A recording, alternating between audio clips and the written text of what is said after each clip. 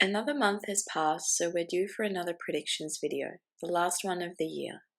Award season is in full swing, and with the reveal of the Golden Globe nominations and the Oscar shortlists, here are my predictions for the Oscars this month. Best Picture remains similar with Oppenheimer, Killers of the Flower Moon, Poor Things, Barbie, The Holdovers, Past Lives, Anatomy of a Fall, American Fiction, Maestro, and The Color Purple. This month, The Zone of Interest and May-December have to be chopped.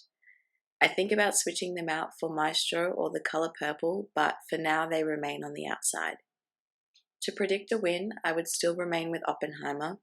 It has so much strength in both above and below the line categories that it feels like the most secure pick at this stage. For Best Director, I've chosen Christopher Nolan, Martin Scorsese, Yorgos Lanthimos, Greta Gerwig, and Celine Song.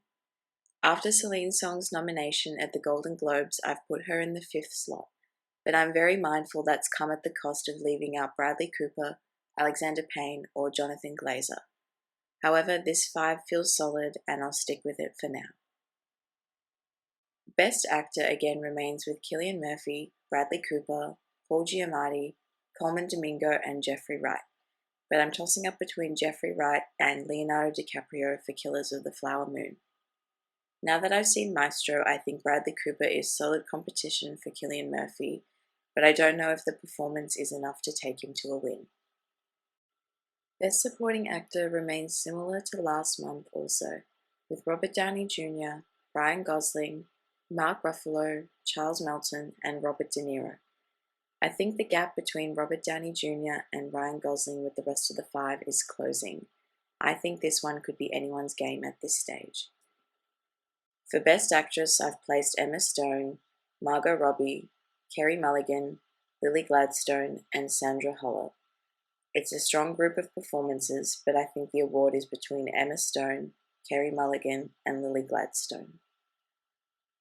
In Best Supporting Actress, we have Divine Joy Randolph, Julianne Moore, Danielle Brooks, Fantasia Barrino, and America Ferrera, with Divine Joy Randolph's One to Lose. These categories always have fantastic performances, but also seem to be dominated by a clear winner from the very beginning. Divine Joy Randolph has been winning everything she has been nominated for, and I don't see it changing anytime soon. In Original Screenplay, I've predicted The Holdovers, Past Lives, Anatomy of a Fall, Maestro, and Barbie, and in Adapted Screenplay, I've predicted Killers of the Flower Moon, Oppenheimer, The Zone of Interest, American Fiction, and Poor Things. For Animated Feature, I've predicted The Boy and the Heron, Spider-Man Across the Spider-Verse, the Super Mario Bros. Movie, Elemental, and Wish. I'd love for The Boy and the Heron to win, but I think it will likely go to Spider-Man. For International Feature, I have Perfect Days, Fallen Leaves, The Zone of Interest, Io Capitano, and Four Daughters. This is one of the categories where we received a shortlist, and I was surprised to see hardly any of the picks I had chosen last month in the shortlist. I forgot to include it in my predictions last month, but I was also surprised to not see The Breaking Ice in the shortlist, as I love that film and thought it was worthy of at least an inclusion. The Zone of Interest will win, but Perfect Days and Fallen Leaves are also fantastic contenders. In Best Cinematography, I've got the standard list of Oppenheimer, Poor Things, Maestro, Barbie, and Killers of the Flower Moon. In Production Design, I've predicted Poor Things, Barbie, Killers of the Flower Moon, Oppenheimer, and Priscilla. Last month, I mistakenly left Poor Things out of the list, and now this month I think it's the one to beat. I've also been surprised to see Priscilla not get as much attention this season, and being snubbed out of the makeup and hairstyling shortlist, I hope it gets some recognition here. Alternatively, I could see this category as a way for Asteroid City to get some love. In Best Score, I have Oppenheimer, Poor Things, Killers of the Flower Moon, The Zone of Interest, and Spider-Man Across the Spider-Verse. Oppenheimer will win, but outside of that, I'm not particularly confident in this list at the moment. I was very surprised to see that both Past Lives and Monster were left off this shortlist, so I'm going with the general consensus here.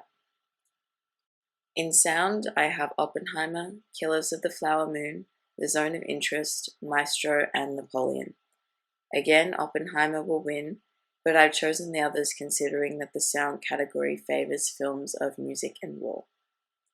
For Best Song, I have What Was I Made For, I'm Just Ken, Road to Freedom, Keep It Moving, and Can't Catch Me Now, with the clear winner in What Was I Made For. In visual effects, I've predicted Spider-Man Across the Spider-Verse, Guardians of the Galaxy Volume 3, Poor Things, The Creator, and Mission Impossible Dead Reckoning Part 1. With the absence of Oppenheimer in the visual effects shortlist, I've turned to Spider-Man as the frontrunner for this category. For Best Editing, I've gone again with a standard list of Oppenheimer, Poor Things, Barbie, Killers of the Flower Moon, and The Color Purple. In makeup and hairstyling, without Priscilla, I've chosen Poor Things, Oppenheimer, Maestro, Barbie, and Killers of the Flower Moon. And in costuming, I've gone similar with Poor Things, Killers of the Flower Moon, Barbie, Priscilla, and Napoleon. I never know much about the documentary feature, documentary shorts, live action shorts, and animated shorts, but for documentary feature, I'll predict Still, a Michael J. Fox movie, and Wes Anderson's The Wonderful World of Henry Sugar for live action short. This might be Wes Anderson's best chance of an Oscar instead of Asteroid City, which is kind of interesting. So there are my predictions for the Oscars for the month of December. As we finish 2023, I'd like to thank you for all the support you have given me and this channel over the last year. As the channel has grown, I've had the privilege of watching some fantastic films and experiencing incredible opportunities. I don't take any of it for granted, and I look forward to continuing this work in the new year and throughout 2024. As always, thank you for listening in. Let me know your thoughts below, and take care.